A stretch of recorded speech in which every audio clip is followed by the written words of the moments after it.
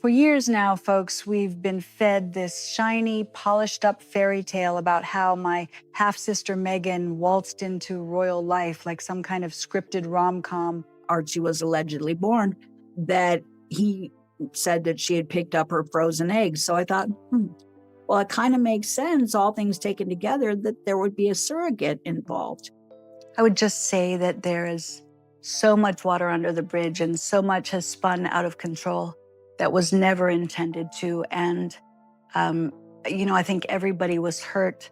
Everything changed the moment King Charles finally shared a room with Archie and Lilibet. After 4 years without contact, no family photos, no William, and almost no hope of a reunion, Harry reportedly promised silence. Headlines called it a breakthrough, a fresh start, and the first real step toward healing. But here's the twist. One woman claimed years ago that this exact moment would happen. She even described the children, the access, and what the reunion would really represent. Almost nobody took her seriously. The media brushed her aside, labeled her as bitter, and turned her into the joke instead of examining what she was actually saying. That woman was Samantha Markle. What she claimed about Archie's story is now raising new questions, and it's something Meghan likely never expected to face. Harry had no clue where this would lead. By the end of this video, you'll be asking why so many people overlooked it for so long.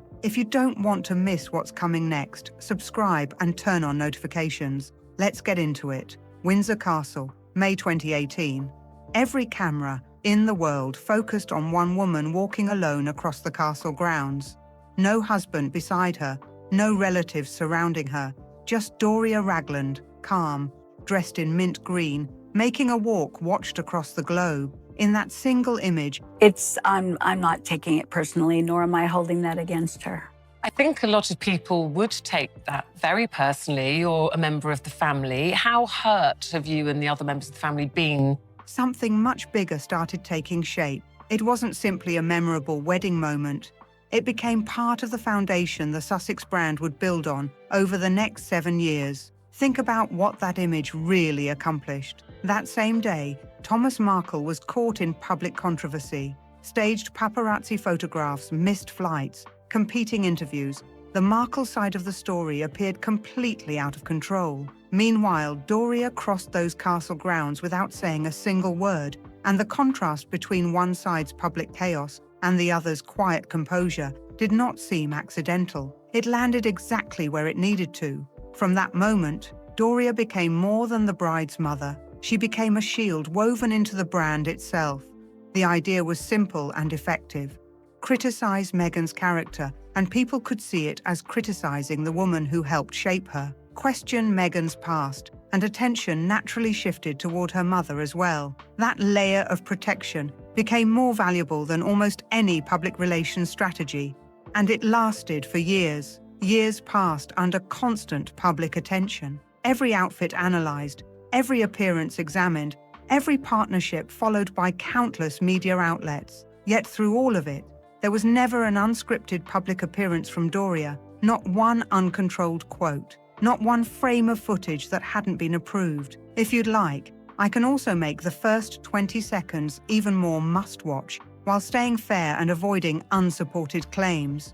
What the public believed about Meghan's early life was shaped around one carefully protected figure. At the center of that story stood Doria, but she almost never appeared outside a setting that seemed completely managed. Family have received invites, nor have Doria's family. So although we don't understand, we can only wish them well, but I'm not taking it personally, nor am I holding that against her. Viewers were shown an image that was difficult to question. Warm, humble, devoted. The quiet mother who raised her daughter alone with remarkable grace. It connected with people because it felt personal in a story that had become increasingly complicated. But when a public narrative is built around a carefully presented version of a real person, one challenge always remains. Someone who lived in that same household during those same years may notice differences between the public image and the life they personally experienced. Samantha Markle believed she noticed those differences. She watched every carefully presented appearance and compared it with what she says she remembered from first-hand experience, specific years, periods of absence, and details she felt did not fit the broader public narrative. She continued speaking about it, not only during moments of media attention. She kept returning to the same points over several years, even when few people wanted to hear them. As Samantha continued making those claims, much of the public conversation shifted away from the details themselves. Instead of focusing on the dates, timelines, and differences she highlighted, much of the attention centered on Samantha herself. She was frequently described as a bitter half-sister, irrelevant, or someone trying to benefit from Meghan's fame. That impression spread so quickly that many people never looked beyond it. For many observers, once Samantha was viewed as simply a resentful relative seeking attention, her claims were often dismissed before they were examined. The focus became the messenger instead of the message. Lost underneath were the specific issues she continued raising. I think that Doria's got more control of Meghan than Harry, that's for sure. I think there's something going on there. Two peas in a pod, I'd say. Between Meghan Markle and her own mother, Doria Ragland. She has been completely miserable in the last couple of public appearances that the fake Duchess forced on her. Not broad family complaints, but details she believed deserved closer attention. Samantha repeatedly pointed to what she viewed as inconsistencies in the public story. She highlighted timeline differences and argued that parts of Meghan's past had been presented differently before the public ever saw them. One point she returned to often was that Thomas Markle raised Meghan from age 12 through 18, serving as her primary parent during those important years. According to Samantha, Thomas paid for Meghan's education at Immaculate Heart High School, drove her to auditions, and supported the beginning of her acting career. She also argued that Doria's involvement during those years was less consistent than the public image suggested. The devoted single mother narrative cemented at Windsor in 2018 had a persistent problem. A very different picture began emerging from people who said they had shared a home with Doria during those years. They did not describe a villain. Instead, they described someone whose role in Meghan's upbringing was far more complex than the polished public image presented around the world. Samantha Markle returned to this point directly, repeatedly, and with remarkable consistency. That steady pattern is what stands out the most. When you're trying to tell the difference between someone speaking from experience and someone driven only by resentment, emotions usually become less convincing over time. Stories often grow vague, inconsistent, and easier to dismiss. Samantha's claims did not become vague. This is indicative that money is not rolling in for Harry and Meghan. I would argue that this shows that the Netflix deal has been severely rescinded. I would argue that As Ever is completely and utterly flopping and failing and not bringing in any money. Leaders say Ragland's departure has left Markle 43 and Prince Harry 40 struggling to adjust without her. No, I choose people who don't want to be written about on the whole, and whose lives are shrouded in mystery, and they've climbed the greasy pole. They want to be famous, they want to be influential, they want to be powerful. She continued pointing to the same timeline gaps, the same contradictions, and the same parts of the story year after year. Maintaining that level of consistency over such a long period is difficult. Even so, the media response barely changed. Dismiss, move on, and leave the discussion behind. That approach held because closely examining what she was saying required far more effort than many outlets appeared willing to invest. Yet the questions she raised did not disappear simply because they received little attention. Beneath a carefully managed public narrative, something else was quietly taking shape. While much of the public conversation focused on Samantha Markle herself, another development received almost no attention. Not from tabloids following every Sussex headline, not from outlets covering every business partnership, charity filing, or exclusive interview. Not even from reporters who devoted countless articles to Meghan's public appearances. In 2022, Doria Ragland, publicly known as a yoga instructor and social worker, quietly became the CEO, CFO, and secretary of a Delaware-registered company connected to Meghan. 3 executive corporate roles at the same time. No press release, no public statement, no announcement followed. The same media that closely examined even the smallest royal stories barely noticed those 3 executive appointments. Registering a company in Delaware is generally viewed as a deliberate business decision. It is often chosen for legal structure, operational flexibility, privacy, and other corporate considerations. The woman placed in all 3 executive positions was the same person long presented publicly as a yoga teacher and social worker, someone whose image had been built around warmth, simplicity, and life outside the business world. CEO, CFO, and secretary all at once. The timing also drew attention. It came during the period when Meghan was rebuilding her commercial identity after stepping back from royal duties, when major business decisions carried important legal and financial implications, and when those choices could influence opportunities for years afterward. These moves went far beyond ordinary paperwork. They helped shape the foundation behind the scenes. At the very same time, Doria was publicly introduced as the recipient of jar number 1, the first jar of strawberry jam from Meghan's As Ever brand, receiving it before any celebrity, influencer, or member of the press. The message was warm, personal, and carefully presented. It suggested Doria was the most important person in Meghan's life, the one the project truly honored. The jam jar told one story, the Delaware company. Records suggested another. The contrast between the affectionate public image and the executive role within the company's legal structure naturally raised questions for some observers. Samantha Markle had been pointing to this type of difference for years. Few people paid attention.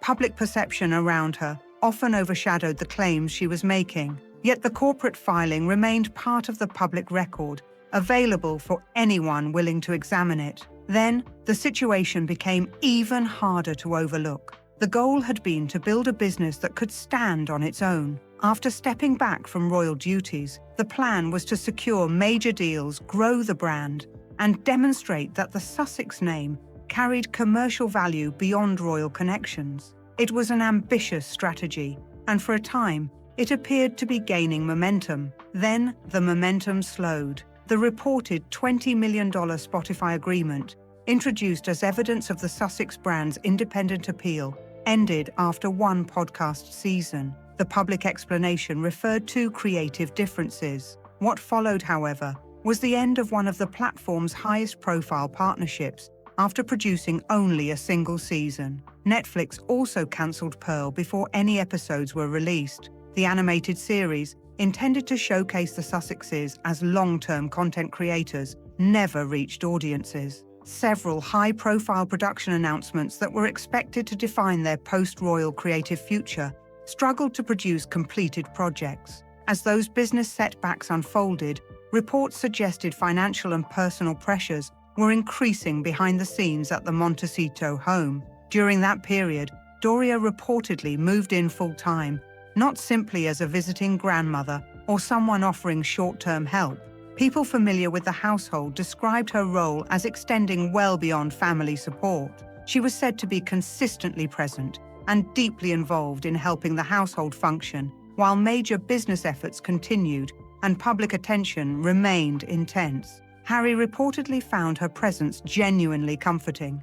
As one person familiar with the household reportedly put it, he doesn't get that warmth from his side of the family. One detail changes the way this entire story is viewed. That observation was far more than a passing remark. It described the role Doria was believed to be playing and why her presence had become so important inside the household. Samantha Markle had spoken about a similar dynamic years earlier. Rather than focusing on Doria as a carefully presented public symbol, she described her as the person quietly holding everything together behind the scenes. For roughly 18 months, Doria reportedly remained there, almost completely out of public view.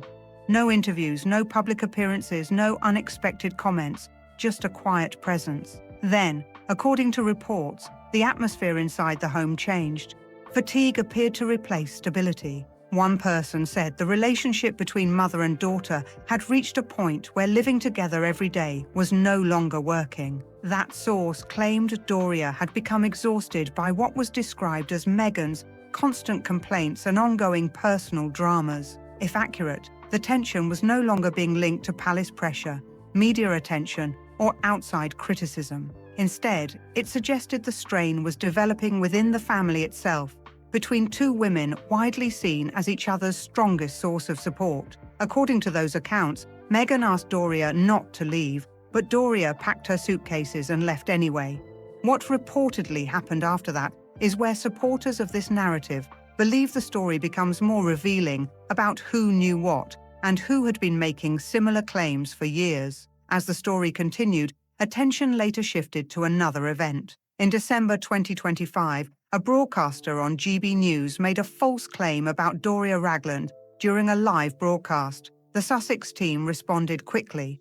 Reports said 805 complaints were submitted to Ofcom. An on-air apology followed, and the story received a national media coverage. The response was swift and highly visible. According to reports, the campaign achieved the correction it sought. More than 800 complaints were filed over a false statement made during a television segment that many people had never watched. Months earlier, however, reports claimed Doria had quietly left the Montecito home after spending about 18 months there. The woman Meghan described in her documentary as a central emotional figure and someone Harry reportedly found deeply reassuring was suddenly no longer living there. There was no public statement or official comment. The same operation that acted rapidly over a false television allegation remained silent regarding Doria's reported departure. For those following this narrative, that difference was seen as significant. They argued the response to the GB News claim centered on protecting the public image Doria continued to represent,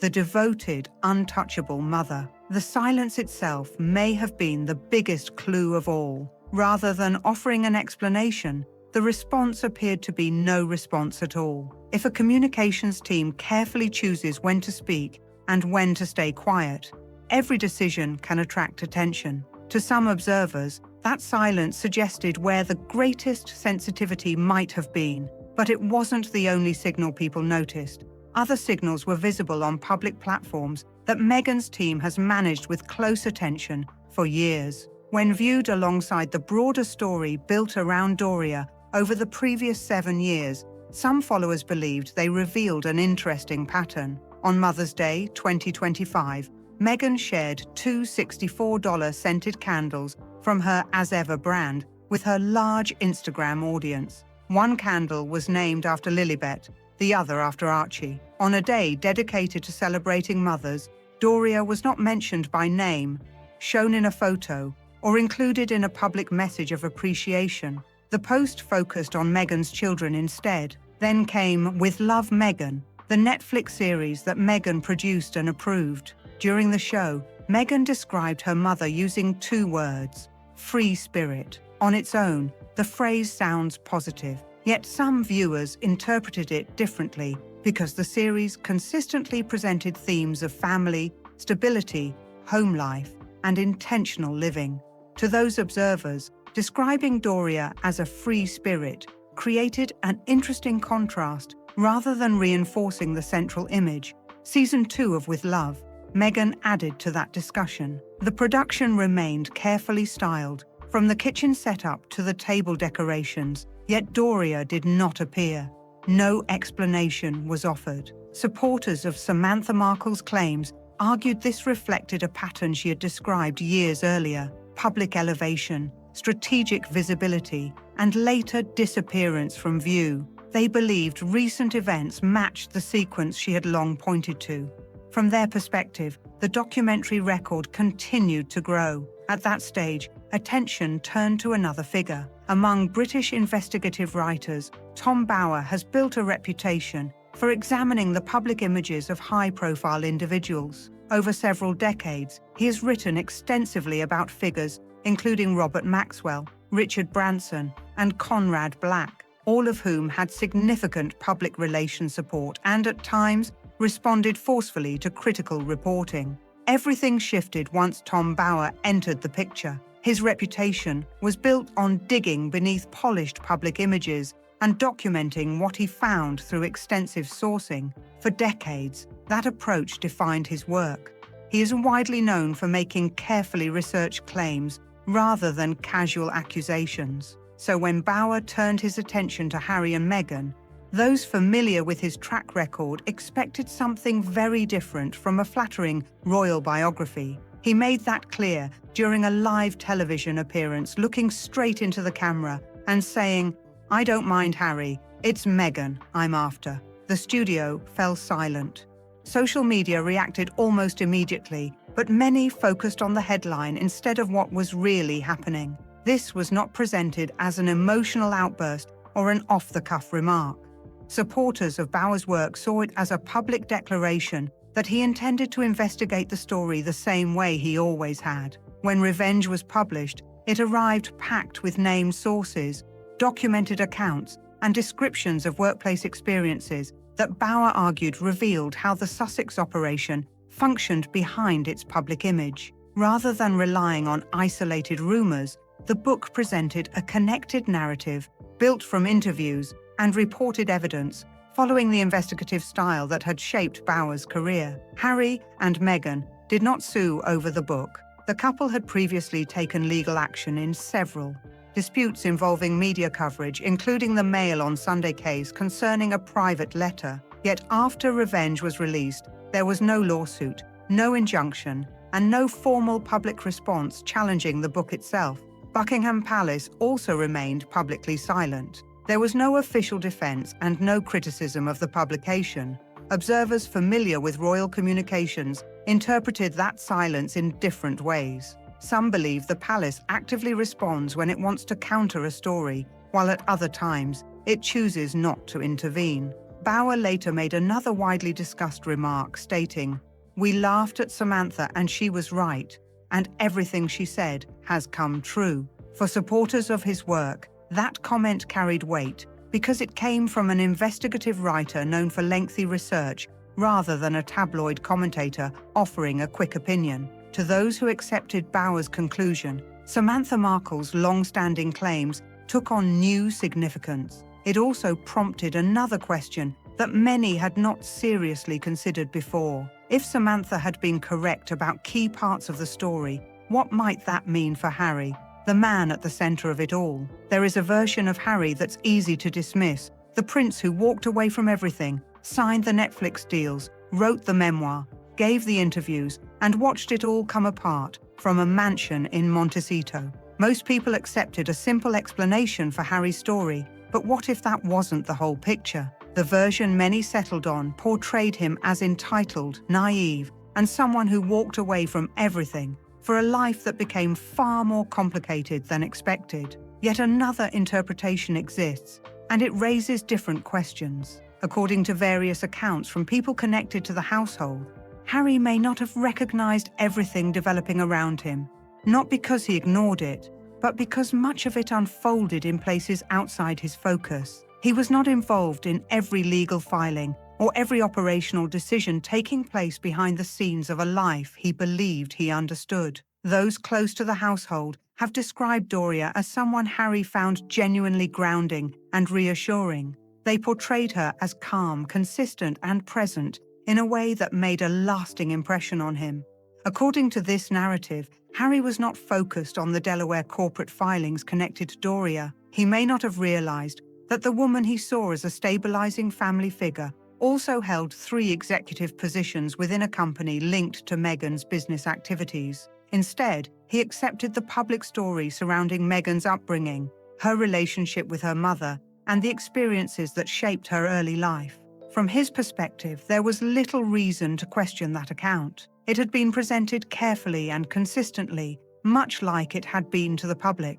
Meanwhile, Samantha Markle continued highlighting what she viewed as timeline gaps, periods of absence, and differences between the public narrative and what she says she experienced inside the family home. Those claims, however, never appeared to reach Harry in a way that encouraged him to examine them more closely. Public perception of Samantha played a major role. If she was widely viewed as a bitter relative seeking attention, many people, including Harry according to this interpretation, had little reason to consider her claims seriously. As business projects struggled, Harry reportedly viewed those setbacks as outside problems. The Spotify partnership ended, Netflix projects were cancelled, and expected revenue did not materialize despite the business structure surrounding the brand. From where he stood, those challenges may have looked like changing market conditions, creative disagreements, or the normal difficulties of building a media business.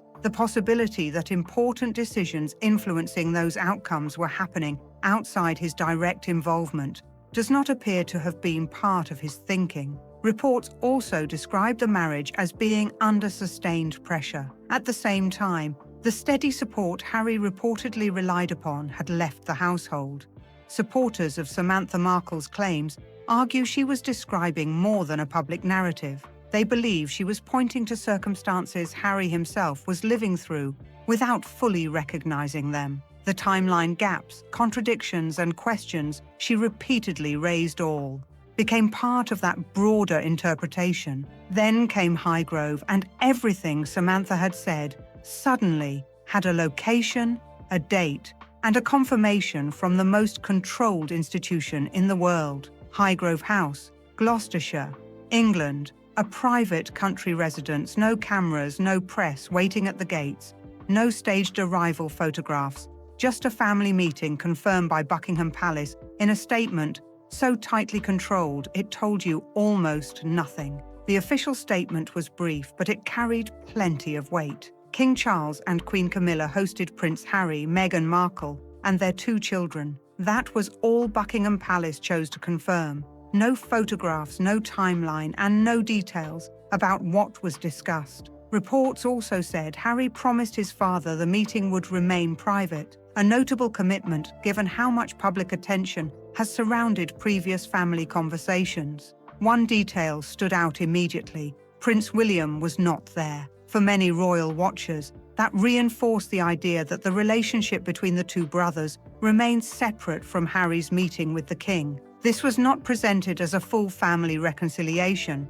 It was a grandfather spending time with his grandchildren, Archie and Lilibet, who have largely remained out of the public eye in California, were reportedly with King Charles for the first time in 4 years. Supporters of Samantha Markle's claims argue that this reflected a pattern she had discussed for years, believing the children would eventually become central to any future reunion. Buckingham Palace confirmed the meeting with only a few carefully chosen words. Some observers believe that approach allowed the palace to acknowledge the gathering while keeping control of the public narrative and limiting further speculation. Those who agree with Samantha Markle's interpretation believe this meeting reflected the same pattern she had described over the years. Others continue to see events differently. Regardless of where people stand, the reunion has renewed debate about long-standing claims surrounding the Sussex family and their relationship with the royal family. Tom Bower's comments, the public corporate records,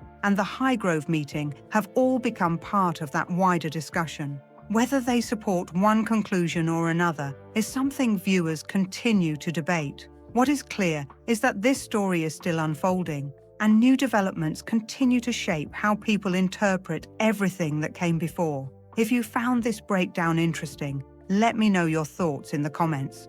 Do you think Samantha Markle's long-standing claims deserve another look? Or do you see these events differently? Don't forget to like this video, subscribe to the channel, and turn on the notification bell so you won't miss our next deep dive. Thanks for watching, and I'll see you in the next one.